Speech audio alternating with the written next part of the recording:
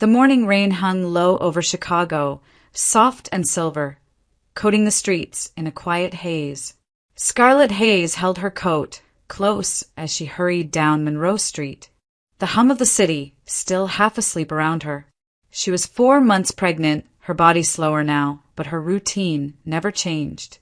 Every morning before the sun came up, she took the L train downtown, changed into her uniform in a narrow locker room, and began cleaning offices before the workday started. The pay was barely enough, but it was steady, and steady to Scarlet meant survival. As she turned into the Adams/Wabash underpass, the familiar smell of damp concrete mixed with roasted coffee from a nearby stand. Along the wall, a few people huddled under blankets, faces she had come to recognize over the past few months. A man who sold pencils from a paper cup, a woman with a tired dog wrapped in a scarf. They never asked much, and Scarlet never had much to give, but she always stopped anyway. She bought 3 coffees and a small bag of pastries from the vendor across the street. Her hands trembled slightly as she balanced the drinks, the morning chill seeping through her gloves. "Here," she said softly, passing the cups to the ones waiting by the wall. They smiled, their eyes lighting up, that brief flicker of gratitude that always warmed her more than the coffee ever could. But today there was someone new. At the far end of the tunnel, near the flickering light, stood a man she hadn't seen before. He looked younger than the rest, maybe mid-30s, his face shadowed by a hood. One leg was braced awkwardly by a pair of metal crutches, and his hair, long unkempt, dark, fell across his forehead. He wasn't holding a sign, wasn't asking for anything. He simply stood there, watching the puddles gather near his feet. Something about him made Scarlet stop. Maybe it was the stillness, the quiet dignity in the way he didn't beg. She hesitated for a moment, then walked toward him. "You look like you could use this," she said gently, offering a small paper bag and a steaming cup of coffee. When he didn't reach for them right away, she added, "Take it, please." The man finally lifted his gaze. His eyes were a deep gray, tired, wary yet strangely kind. He accepted the bag and the bill folded beneath it, a crumpled $5 note. His fingers brushed hers for a second, cold and shaking. "Thank you," he murmured, his voice rough, almost unused. Scarlet smiled faintly. "Take care of yourself, okay?" He nodded once, eyes lowering again, as if the simple kindness weighed heavier than he expected. She turned to leave, her shoes splashing softly through the shallow puddles. But as she stepped back into the morning light, the city noise began to fade. Somewhere deep inside her, a familiar ache stirred, a memory pressing at the edges of her mind. The smell of rain, the sound of footsteps, the helplessness of standing small in a world that didn't care. Before she could stop it, the past began to rise, uninvited, unstoppable. And by the time Scarlet reached the end of the street, she was no longer in Chicago anymore, but back in a place she had spent years trying to forget. The trailer park on the edge of Springfield had always smelled like rain and gasoline. Rust streaked down the aluminum walls of the old trailer where 5-year-old Scarlet lived with her mother. Inside, the air was thick with the sour scent of cheap vodka and burnt food. Her mother slept most afternoons, the television muttering in the background, while empty bottles rolled across the floor whenever a truck passed by on the road outside. That morning, Scarlet's stomach cramped from hunger. The only food left was a half loaf of bread on the counter, already hard at the edges. She climbed onto a chair, quiet as she could, and tore off a piece. The crust scratched her throat as she swallowed, praying her mother wouldn't wake. But the sound of a glass hitting the floor made her freeze. Her mother stirred, eyes glassy and unfocused. "Put that down," she slurred, voice heavy with anger. Scarlet stepped back, clutching the bread behind her. The slap came fast, sharp and hot against her cheek. She didn't cry, just stared at the woman who looked more like a stranger than a parent. The next day, when Mrs. Rosa Green from the trailer next door stopped by. She found the little girl sitting on the steps outside, shivering in a too-thin sweater. Rosa had watched them for months, listening to the shouting through the thin trailer walls, seeing Scarlett's bruised knees and hollow eyes. That afternoon she made a call. "There's a child here," she told the voice on the line. "She needs help." 2 days later, a county car pulled up. A woman in a brown coat stepped out, carrying a clipboard and a soft voice that didn't match the hard reality of what was about to happen. Scarlett's mother was drunk again, yelling that they couldn't take her child. But she stumbled, tripped over an empty bottle, and never even looked at Scarlett when the caseworker knelt to tie the girl's shoelaces. "Come on, sweetheart," the woman said. "We're going somewhere safe." Scarlett looked back as they walked away. Her mother had slumped against the doorframe, muttering something she couldn't understand. The wind caught the door and slammed it shut, cutting the trailer from view. The foster center in Springfield was cleaner than home, but colder. Meals came on schedule, lights went out at 9, and everything smelled of bleach. The other kids whispered at night, trading stories about the families who might choose them. Scarlett listened in silence, staring at the ceiling, waiting for someone to say her name, but no one ever did. Years passed that way. One by one, her friends were taken away by smiling couples, leaving empty beds behind. Scarlett stayed, small and quiet, a child too cautious to hope. She learned to fold her clothes perfectly, to say thank you, even when it didn't matter, and to never ask for seconds at dinner. On her 10th birthday, one of the younger girls whispered, "Aren't you sad no one picked you?" Scarlett shook her head, forcing a smile. But that night, under the thin blanket, she whispered to the dark, "If I ever have a child, I'll never let them feel unwanted." It was a promise she carried for the rest of her life, a fragile vow born in a cold, fluorescent hallway, where love had been something she'd only ever watched happen to someone else. By the time Scarlett turned 20, the past had become something she rarely spoke about. She was a student at the University of Illinois Chicago, majoring in economics, a practical choice, safe and predictable. Her scholarship covered tuition, but rent meant sharing a tiny off-campus apartment with 2 girls her age, Sophie Miller and Tara Collins. They were everything Scarlett wasn't: loud, fashionable, carefree. Their nights started when hers ended, music blaring through thin walls, perfume mixed with cheap vodka, strangers laughing in the kitchen. At 2 a.m. Scarlett didn't fit. They called her grandma, student behind her back, and sometimes to her face, half joking, half mean.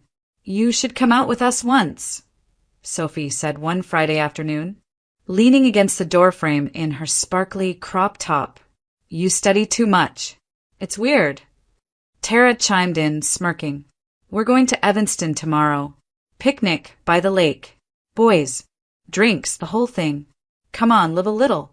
Scarlett hesitated. The thought of going anywhere with them made her stomach tighten. But she was tired of always being the outsider. Maybe, she thought, if she went just this once, they'd stop teasing her.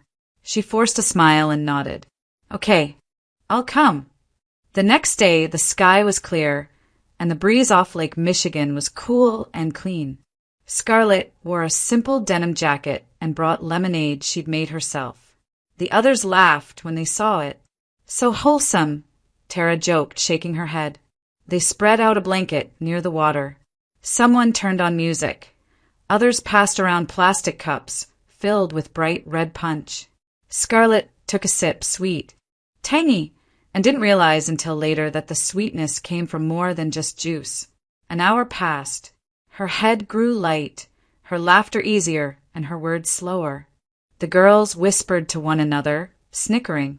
Tara pulled out her phone, filming as Scarlett tried to stand, stumbled, and spilled the cup over her jeans.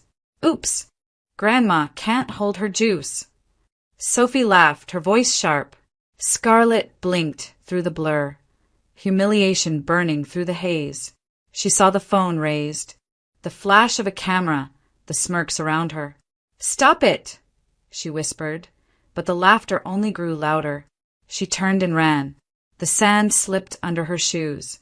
Her breath shallow, the world spinning. She didn't stop until she reached the quiet edge of the park, where the music had faded and only the wind off the lake remained. Tears stung her face, hot against the cold air. Then she heard footsteps behind her. A male voice called out, "Hey, are you okay?" She turned. A tall student stood there, wearing a faded UIC sweatshirt, concern etched across his face. "You're going to trip if you keep running like that," he said softly. When Scarlett tried to answer, her voice broke. The man, David Bennett, senior in the business program, offered her his hand. She hesitated, then took it. His grip was steady, warm. He led her back toward the path, saying nothing more. And for the first time in her life, Scarlett felt something unfamiliar. Not pity, not judgment, but respect. It was quiet, gentle, and it made her heart tremble. Scarlett had never believed love could happen to her. Not after a childhood that taught her to expect little and ask for less. But with David Bennett, everything felt different. What began as kindness after a cruel prank turned into long walks through the city, quiet conversations over coffee, and laughter that made her forget the emptiness she'd carried for years. David was smart, confident, and full of warmth, the kind of person who saw good in everyone. He talked about starting his own business one day, about traveling, about a life built on more than money or name. Scarlett listened, fascinated by how sure he was of the future. For the first time, she allowed herself to imagine being part of one. But not everyone shared David's optimism. His parents, Richard and Helen Bennett, were old Chicago money, people who hosted charity galas and belonged to private country clubs. When they found out their son was dating a girl who had grown up in foster care and cleaned offices for extra income, they didn't hide their disdain. Helen's voice over dinner was cold enough to chill the air. "You're an adult, David. You can have your phases, but don't pretend this girl belongs in our world." "She's not a phase," David said, jaw tight. "She's kind, and she's stronger than anyone I know." Richard folded his napkin slowly, eyes narrowing. "Strength doesn't pay bills. You'll grow out of this." They didn't. Instead, David packed his things and moved into a tiny basement apartment in Rogers Park with Scarlett. The place was small, with peeling wallpaper and a window that barely caught the light, but they didn't care. They cooked cheap dinners together, instant noodles, canned soup, fries they made too salty, and watched Netflix on David's old laptop, wrapped in the same blanket through the long Chicago winters. Scarlett found joy in the smallest things. David's habit of humming while he shaved, the way he always saved the last cookie for her.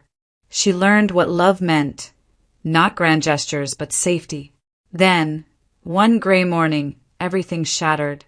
David had picked up a night shift at the convenience store near the highway. He promised to bring her breakfast when he came home. Scarlett woke to a knock on the door instead. 2 police officers stood outside, hats in hand. The words didn't make sense at first. Accident, black ice, he didn't make it. At the morgue, Scarlett stood frozen beside the cold metal table, her hands pressed to her chest. The man who had once brought color to her world now lay still, pale and impossibly far away. The funeral was crowded with strangers in dark coats. Helen Bennett's sobs filled the chapel. When she saw Scarlett standing in the back, she turned, her grief twisting into fury. "You killed my son!" she screamed, her voice echoing through the hall. "He threw his life away for you." Scarlett couldn't answer. The room blurred. Her knees buckled, and the world went silent except for the sound of her heart breaking. Quiet, steady, and final. The days after David's death blurred together like a film she couldn't stop replaying. Scarlett drifted through them as a shadow, eating without tasting, sleeping without rest. The apartment still smelled like him, Aftershave, detergent, and coffee. His jacket hung on the chair by the door, just as he'd left it. Every night, she pulled one of his shirts close and fell asleep with her face pressed to the fabric, breathing in the fading scent as if it might bring him back. Weeks later, when the nausea began, she didn't think much of it at first. Grief had ruined her appetite, she told herself. But when she missed her second period, dread sank in. The test she took in the bathroom turned positive almost instantly, a single pink line that changed everything. For hours she sat on the floor, her back against the wall, the test still clutched in her hand. The air felt too thin. David was gone, and now there was a part of him growing inside her. Joy should have followed, maybe comfort, but all she felt was fear. By the end of that week, Scarlett gathered her courage and went to the Bennett's house in North Shore. The sky was overcast, and the mansion loomed like something from another world. She rang the bell twice before Helen Bennett opened the door, her expression stiff with annoyance. "I just wanted to tell you," Scarlett began softly. "I'm pregnant. It's David's. You're going to be grandparents." For a second, there was silence. Then Helen's lip curled. "You expect sympathy," she said sharply. "You think this will make us accept you." Richard stepped forward from the hall, voice flat. "Whatever you want from us, money, a place to stay, you won't get it. Leave." Scarlett's eyes burned. "I didn't come for anything. I just thought you should know." Helen's tone cut through the air like ice. "You've taken enough from this family. Don't come back." And she shut the door. Scarlett stood on the front steps for a long time, the wind whipping her hair across her face. She felt smaller than she ever had before, small and alone, in a world that suddenly had no place for her. The next morning, she took a bus to St. Mary's Medical Center. The walls were too white, the smell of antiseptic too sharp. At the front desk, her voice trembled as she said the words she'd practiced in her head. "I need to schedule a procedure." The nurse nodded gently, led her to a small consultation room. That's where Dr. Evelyn Carter entered, an older woman with silver hair pulled neatly back and kind eyes that seemed to see everything. They talked quietly. When Scarlett confessed her story, Dr. Carter leaned forward, her voice calm but firm. "You've been through a lot, honey, but don't make a decision in pain. You'll regret it for the rest of your life." That night, Scarlett dreamed of David. He stood on the lakefront, sunlight behind him, smiling the way he used to. "You're stronger than you think," he said, before fading into the light. When Scarlett woke, the sky was pale with dawn. She pressed a hand to her stomach, tears slipping silently down her cheeks. For the first time since losing him, she whispered, "I'll do this. For both of us." It was the first real choice she'd made for herself, and the one that would change everything. Scarlett never went back to campus after the winter semester ended. Tuition notices piled up in her email, but she couldn't bring herself to open them. She withdrew, quietly, took the city bus each morning into downtown Chicago, and started working as a janitor for a corporate office on State Street. The work was steady, and it kept her moving, which was all she needed to get through the days. Every morning before sunrise, she passed through the Adams/Wabash underpass, the same tunnel where the city's forgotten gathered for warmth. The walls were always damp, the smell of rain and exhaust lingering long after traffic cleared. She often saw the same faces she'd once helped, but she walked faster now, one hand on her growing belly, afraid of what people might think if they saw her pregnant and alone. That morning, a noise stopped her, a sharp cry followed by laughter. At the far end of the tunnel, beneath a flickering light, a group of young men in hoodies had surrounded someone. Their voices were taunting, cruel. Scarlett squinted through the shadows. The man on the ground looked familiar, thin, wearing a torn jacket, one crutch knocked aside. The stranger she'd once given coffee to. The leader of the group kicked the crutch across the floor. "Get up, old man," he sneered. Thought you owned this spot. Scarlet froze. Her instinct screamed to turn away, but the sound of another kick cut through her chest. Before she could think, she was running toward them. "Stop!" she shouted. Her voice echoed through the tunnel, trembling but loud. "Leave him alone!" The men turned, surprised. "Lady, back off," one of them warned. But Scarlet didn't. She picked up the crutch and swung it toward the nearest one, hitting his arm. "I said stop," she cried. It only made them angrier. One of them shoved her hard. She stumbled, falling to the cold concrete, her hand instinctively wrapping around her belly. Panic flooded her veins, but she managed to scream, "Police! Somebody call the police!" The group scattered, their sneakers slapping against the wet ground as they disappeared into the street. Scarlet gasped for breath, trying to steady herself. The man on the ground struggled to sit up, his leg bent awkwardly. She crawled to him, her palms scraped raw. "Are you okay?" she whispered. He looked at her, eyes wide with disbelief. "You shouldn't have done that," he muttered, wincing as he tried to move. She shook her head, half laughing, half crying. "You were getting killed. What was I supposed to do?" For a moment he said nothing. Then, as she helped him sit up, his voice softened, rough but sincere. "Thank you for seeing me." Scarlet smiled weakly, brushing the dust from her uniform. "You're welcome." When the sirens finally wailed in the distance, she helped him lean against the wall, waited until the police arrived, then left quietly before anyone could ask questions. The next morning, as she walked through the same tunnel, he was there again, this time on his crutches, holding 2 cups of coffee. "You came back," he said with a small smile. From then on, every morning began the same way. 2 cups of coffee, a few words exchanged, and the quiet comfort of not being invisible anymore. The next morning, Scarlet's steps echoed through the underpass, but the space felt emptier than usual. The man on crutches, the one who had started greeting her with quiet smiles and shared coffee, wasn't there. She stopped, scanning the walls where he usually stood, but there was only an empty cup on the ground and the sound of water dripping from a cracked pipe. All day at work, she couldn't stop thinking about it. The city outside the office windows blurred in her mind as she wiped desks and emptied trash cans. Maybe he'd moved somewhere warmer. Maybe he'd been hurt again. Chicago wasn't kind to people who fell behind. By late afternoon, as she walked home, she noticed flashing blue lights in the distance.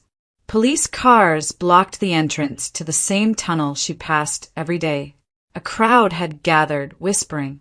Scarlet edged closer, her heart thudding when she heard someone mention Vega Crew. Officers in dark jackets were leading a group of handcuffed men toward the cars. The same faces she'd seen that night, the ones who had beaten him. The scene pulsed with noise, radios crackling, commands shouted. And at the center of it all stood a man she recognized immediately, only different. The long hair was gone. The crutches were gone too. He wore a tactical vest, his movements precise and commanding. For a moment, Scarlet couldn't breathe. It was him, the stranger from the tunnel, but now he was surrounded by officers calling him Lieutenant Reed. He turned, scanning the crowd, and their eyes met. A flicker of recognition softened his serious expression. He spoke briefly to one of the officers, then walked toward her. "Scarlet," he said quietly when he reached her. His voice was steady but tinged with something. Guilt, maybe. "I'm sorry I disappeared. I had to finish something." She stared at him, words tangled in her throat. "You're a cop."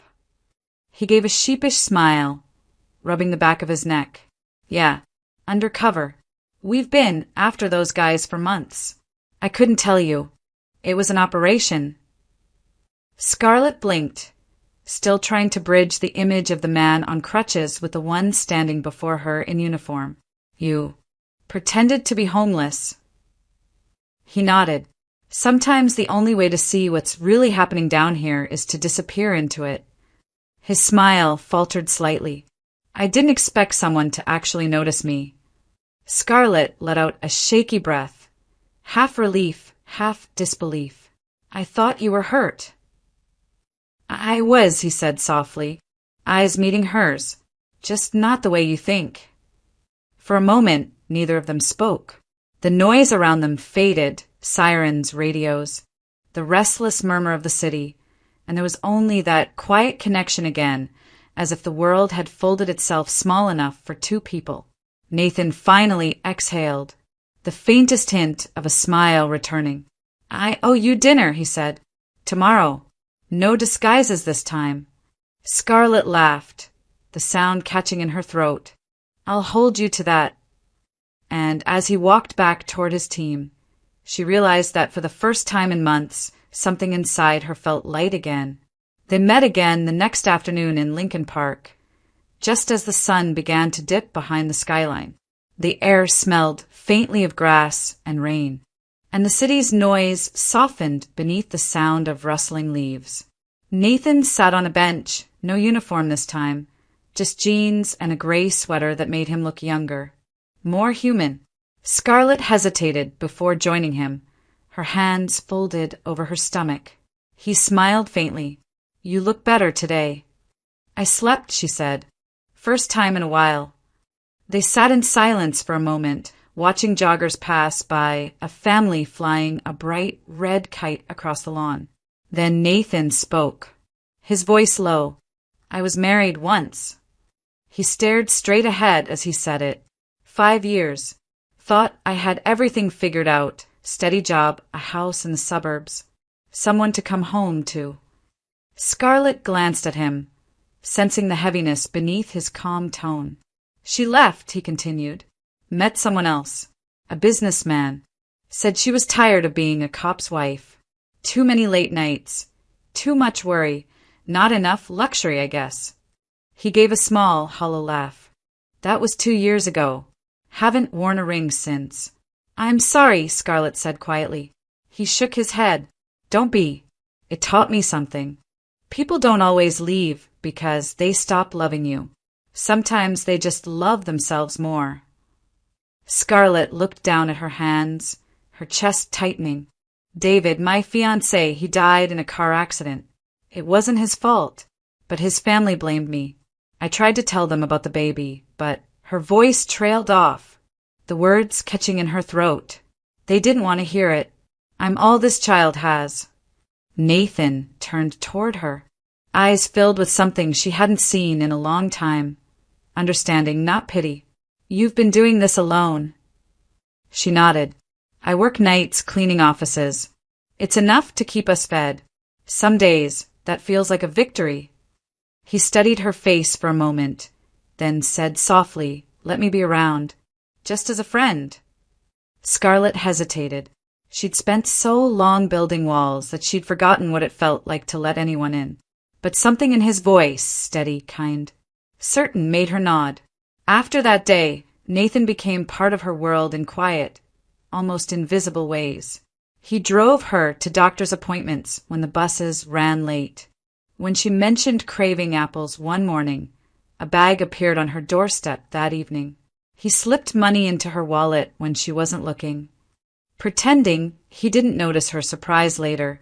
Sometimes they'd meet at the underpass again, sharing coffee as the city woke around them. Other times, they'd sit in his car after work, talking about nothing, music, weather, the people they used to be. Their laughter came more easily now, but beneath it was something deeper, something neither dared name. One night, as Scarlett stepped out of his car, she caught her reflection in the window, her smile softer, her eyes brighter. She turned to thank him, but the words that left her lips felt heavier than gratitude. Good night, Nathan. He held her gaze for a second longer than usual. Good night, Scarlett. The air between them was charged, fragile, and warm. They both felt it, the quiet gravity pulling two broken souls closer. Though neither was ready to admit they'd already begun to heal each other. It was just past midnight when the first wave of pain hit. Scarlett doubled over in her small kitchen, the sound of rain tapping against the window. At first, she thought it was nothing, just another restless night. But then another contraction came, sharper, deeper. She clutched the counter, breathing hard, and fear shot through her chest. She wasn't ready. The baby wasn't due for another 2 weeks. Her hands trembled as she reached for her phone and dialed the only number she could think of. "Nathan!" she gasped when he answered, her voice barely holding together. "It's time. I think it's happening." "I'm on my way," he said without hesitation. She could hear the sound of keys, movement, urgency in his voice. "Don't move, Scarlett. Just breathe.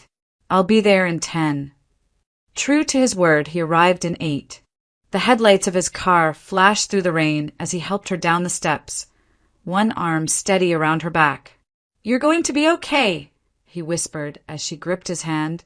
"I've got you." The drive to St.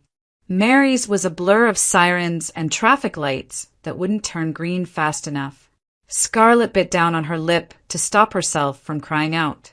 Nathan kept one hand on the wheel, the other reaching for hers every few seconds, grounding her. "Almost there," he murmured again and again, as if saying it could make it true. At the hospital, doctors rushed her into the emergency ward. Her blood pressure was low, her breathing shallow. Nathan wasn't supposed to follow, but when a nurse shouted that they might need a blood donor, he was already there, rolling up his sleeve. "Do it," he said. "Whatever she needs." Scarlett caught glimpses through the haze of pain, the bright lights, the masked faces, the nurse's hand on her shoulder. Then the words were losing her pressure, cut through the noise. She tried to call out, but the sound never came. Moments later, she heard the faintest cry, a thin, beautiful sound that rose above everything. "It's a boy," someone said. When she opened her eyes again, the world was quiet. The room was dim. The storm outside reduced to a soft drizzle. Her body felt weak, but warmth filled her chest as a nurse placed a small bundle beside her. Scarlett stared at the tiny face, the soft cheeks, the closed eyes, and tears spilled silently down her temples. Nathan stood at the foot of the bed, still in his blood-stained shirt, eyes glassy from exhaustion. He smiled, relief written across his face. "He's perfect," he said softly. Scarlett reached out, her hand trembling as she found his. "You saved us," she whispered. He shook his head. "You did all the hard work." But she knew better. She had seen him sign the forms, heard the word donor, felt his hand when the world was slipping away. As the room fell into silence, Scarlett looked at her son again and whispered to the ceiling, "David, he's ours. Your gift to me." Outside, the city lights glimmered through the rain, and for the first time in a long time, Scarlett felt like she had made it through the storm. A week later, Scarlett was finally discharged. The doctors called it a smooth recovery, but every step still ached. Every breath reminded her how close she'd come to losing everything. When she stepped out into the hospital courtyard, the air smelled fresh from last night's rain. Nathan was waiting by the taxi, holding a small bouquet of daisies and 2 blue balloons that read "It's a boy." His grin was wide, boyish, and full of the kind of warmth she hadn't seen in years. "Welcome home, Scarlett Hayes," he said softly, opening the door. Inside the cab, a tiny car seat was already strapped in. Scarlett laughed, her voice shaky. "You really thought of everything." "Had to," he replied. "You've been through enough chaos. Time for something good." The drive home was quiet except for the sound of Ethan's small breaths from his seat. Scarlett couldn't stop looking at him, the rise and fall of his chest, the perfect curve of his tiny fingers. Nathan caught her smile in the rearview mirror and felt something tighten in his chest. At home, he helped her up the steps, careful and steady. The apartment smelled faintly of clean linen and coffee. Nathan had spent the previous night scrubbing every corner, setting up a bassinet by her bed, filling the fridge with groceries. "You did all this?" she asked, eyes wide. He shrugged. "You saved my life. I figured I should return the favor." The days that followed blurred into a rhythm of sleepless nights and small miracles. Nathan learned to warm bottles to just the right temperature, to hold Ethan's head gently while changing him, to rock him when his cries filled the quiet apartment. Sometimes Scarlett would wake at dawn to find Nathan asleep on the couch, the baby resting on his chest, both breathing in perfect sync. "You're getting good at this," she teased one morning. He smiled without opening his eyes. "I've had a good teacher." Weeks passed and life found a new balance. Scarlett returned to part-time work, and Nathan adjusted his shifts so he could be home in the mornings. They ate dinner together every night, sometimes with takeout containers spread across the coffee table, sometimes just soup and toast. It wasn't glamorous, but it was theirs. Then, one afternoon, while Scarlett folded laundry, Ethan sat in his playpen babbling nonsense. Suddenly, his voice grew clear, bright. "Papa." Scarlett froze, turning toward Nathan, who was kneeling beside the crib, his hands stilled, eyes wide. "Did you hear that?" she whispered. He nodded slowly, his expression breaking into pure, unfiltered joy. "Papa," Ethan said again, reaching for him. Nathan laughed, scooping the baby into his arms, his voice trembling. "Yeah, buddy, that's me."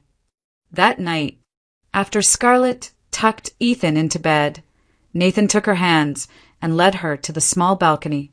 The city lights shimmered below them. He pulled a simple silver ring from his pocket. No diamonds, no grand gesture, just sincerity. "You and Ethan," he said quietly, his voice rough with emotion. "You're my family now." Scarlett's breath caught. For a moment, the past, with all its pain and loss, fell away. She nodded, tears glinting in the dim light. "Yes," she whispered. They married a few months later, in a small ceremony at the courthouse, with a handful of friends and Ethan asleep in her arms. Life was still modest, crowded apartments, endless bills, but it was filled with laughter, warmth, and love. And for Scarlett, that was more than enough. Nathan couldn't shake the thought that David's parents had never met their grandson. As much as he loved the life they had built, Scarlett, Ethan, their quiet mornings together, he knew there was still an empty space between the past and the present. So one Saturday afternoon, while Scarlett napped with Ethan on her chest, Nathan slipped out with a small photo envelope in his jacket pocket and drove toward the Bennett's house in North Shore.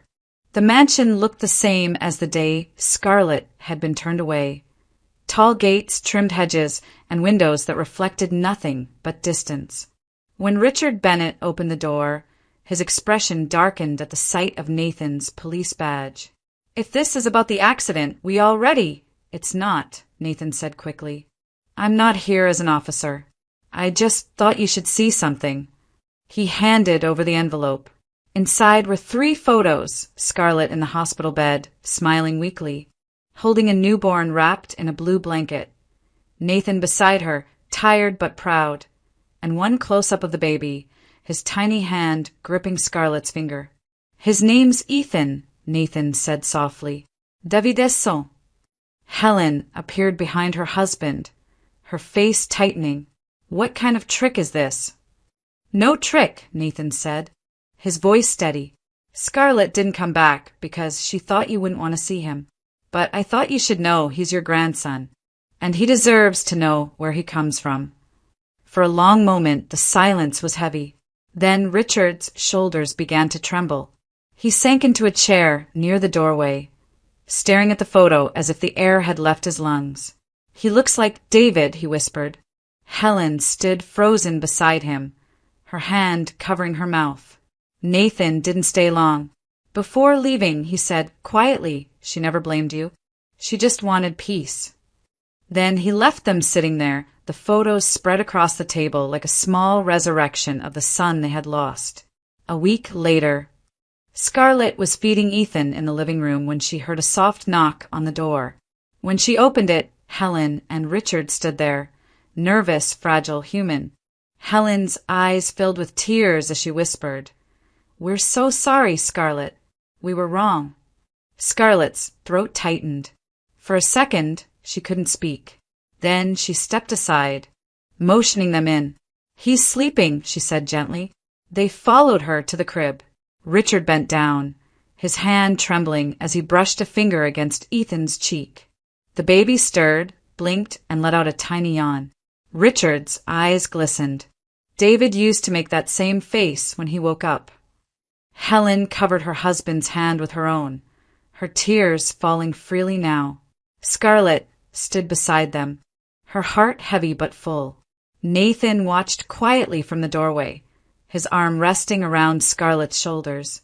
In that small apartment, where laughter and sorrow now shared the same space, something long broken began to mend. 3 generations bound by forgiveness, love, and a little boy who carried the best of both worlds in his smile. The last snow of winter was melting outside, leaving the city glazed in silver light. In the small apartment on the north side of Chicago, laughter drifted from the kitchen table. Scarlett poured tea into 4 mismatched cups, while Nathan bounced Ethan on his knee, making faces that sent the little boy into fits of giggles. Across from them, Richard and Helen Bennett sat side by side, smiling in a way Scarlett had never seen before. Soft, genuine, full of warmth. The kettle hissed quietly as Scarlett set it aside. Helen reached over, tucking a blanket around Ethan's legs. "He's getting so big," she said tenderly. "He has David's eyes." Scarlett nodded, her voice barely above a whisper. "And Nathan's stubbornness." Nathan chuckled, handing Ethan a toy car. "Hey, I'll take that as a compliment." The baby squealed with delight, and Richard leaned forward, the corners of his mouth lifting. For months after their reconciliation, the Bennetts had visited every weekend, sometimes bringing home-baked cookies, sometimes just their presence. At first, Scarlett had been cautious, unsure if forgiveness could truly erase the pain of what had been said years ago. But today, watching Richard kneel on the floor to play blocks with his grandson, she realized forgiveness hadn't erased anything. It had simply allowed love to return where grief had once lived. The room glowed with the soft amber of late afternoon. Outside, snowflakes caught in the fading light, swirling lazily before touching the ground. Scarlett leaned back in her chair, the familiar hum of domestic life surrounding her. The faint buzz of the heater, the clink of cups, Ethan's bright laughter echoing off the walls. Nathan reached for her hand beneath the table, squeezing it gently. She turned toward him, her smile easy, natural. "Hard to believe this was once just a dream," she said.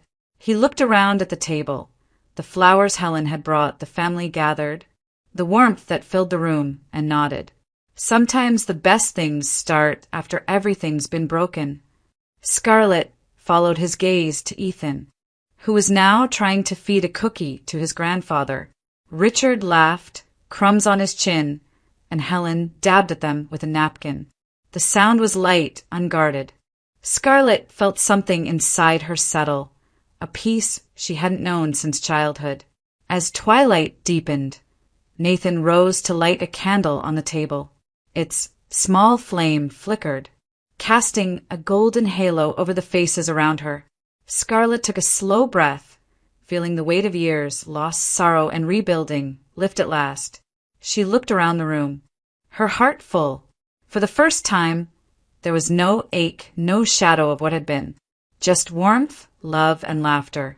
Her gaze lingered on Ethan's smile, the way it bridged the past and the future, the way it made everything make sense. And as snow began to fall again beyond the window, she thought quietly to herself, happiness doesn't always arrive loudly. Sometimes it comes softly in forgiveness, in love reborn, and in the quiet laughter of a child.